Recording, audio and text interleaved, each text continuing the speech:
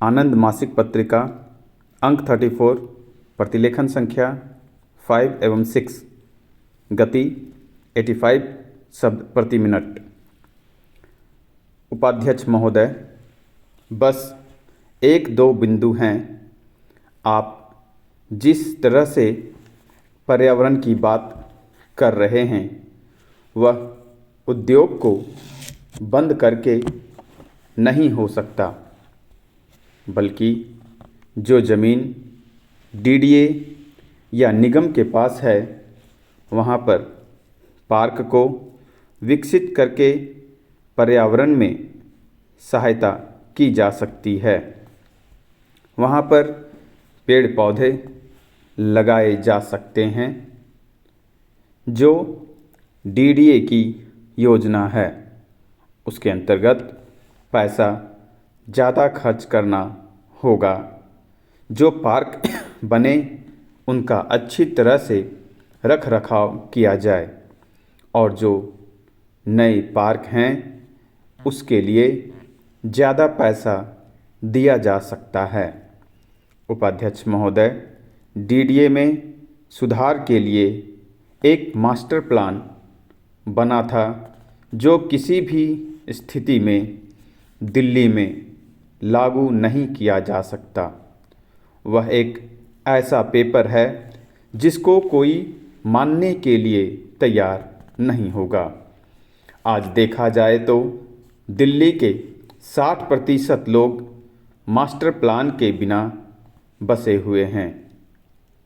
शायद यह ख्याल किसी मंत्री या अधिकारी के दिमाग में आया है, उसमें संशोधन हुआ और आज दिल्ली में उससे अलग लोग बसे हुए हैं। मैं आशा करता हूं कि आप इस मास्टर प्लान की फिर से समीक्षा करेंगे, बार बार संशोधन करके कि यह आवासीय या वाणिज्यिक है या खुली जगह है।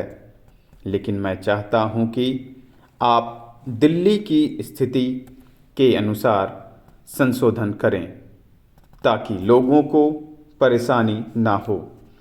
आज एक नया सिलसिला शुरू हुआ है जिसके अनुसार 30,000 उद्योगियों को दिल्ली से बाहर जाना होगा या बंद करने होंगे।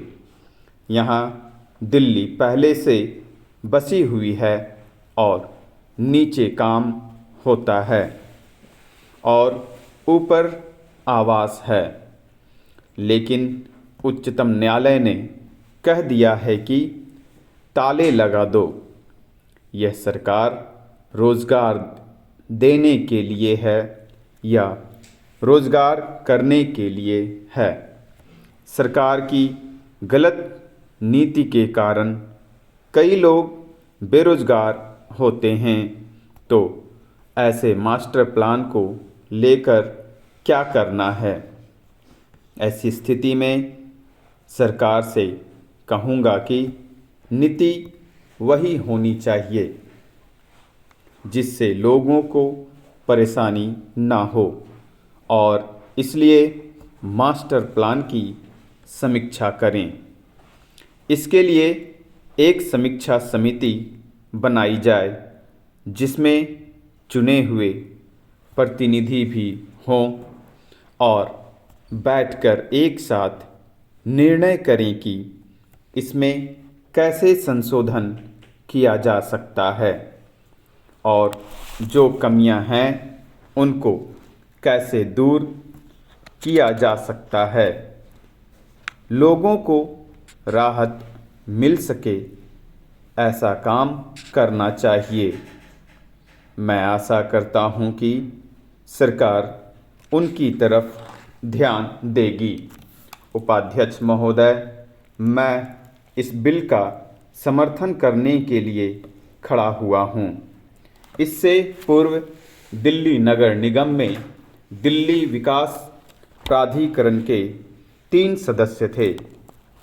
अब दिल्ली की विधानसभा में दिल्ली विकास प्राधिकरण के 3 प्रतिनिधि हैं, जिनमें से 2 शासक वर्ग के और 1 विरोधी पक्ष का है। इसका आशय है कि दिल्ली विकास प्राधिकरण में जन समुदाय के सभी वर्गों का प्रतिनिधित्व है। दिल्ली देश की राजधानी है और यह व्यवस्थित और अच्छी तरह से प्रबंधित होनी चाहिए। दिल्ली में 1 करोड़ लोग रहते हैं, जिनमें से 30% झुग्गी झोपड़ियों में रहते हैं।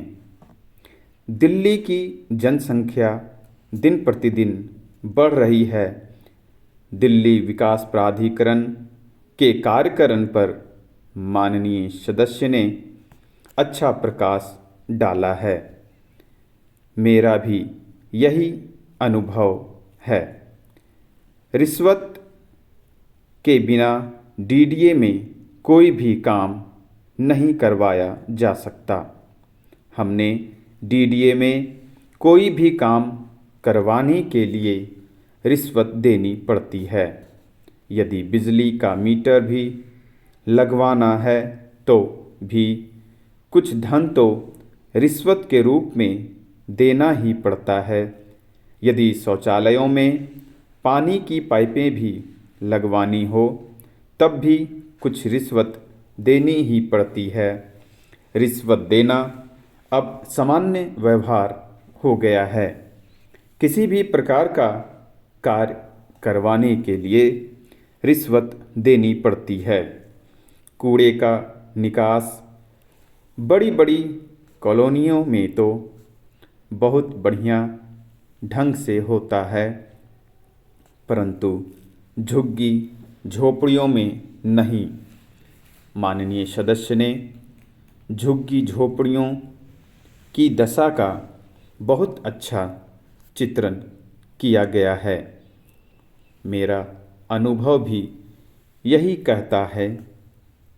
दिल्ली के झुग्गी झोपड़ियों का इलाका बहुत गंदा और अस्वस्थ है और इसको ठीक करने वाला कोई नहीं है। कोई निकास व्यवस्था नहीं है।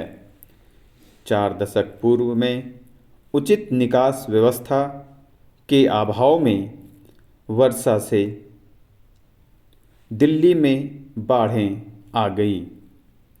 विशेषकर यमुना पार इलाकों में घर बहुत गंदे हैं। हम कहते हैं कि देश की राजधानी है, परंतु कभी कभी यह कहने में बहुत संकोच होता है। केवल दिल्ली ही नहीं अपितु राज्यों की राजधानियाँ जैसे चेन्नई, मुंबई, कोलकाता आदि तथा चाहे अन्य महानगर, वहाँ सही प्रबंध नहीं है। वहाँ की जनसंख्या बढ़ रही है और सड़कों पर यातायात के लिए पर्याप्त जगह नहीं है। इन शहरों में और भी अनेक समस्याएं हैं। संयुक्त राष्ट्र के आंकड़ों के अनुसार विश्व की 1/3 जनसंख्या का रहन सहन का स्तर सही नहीं है।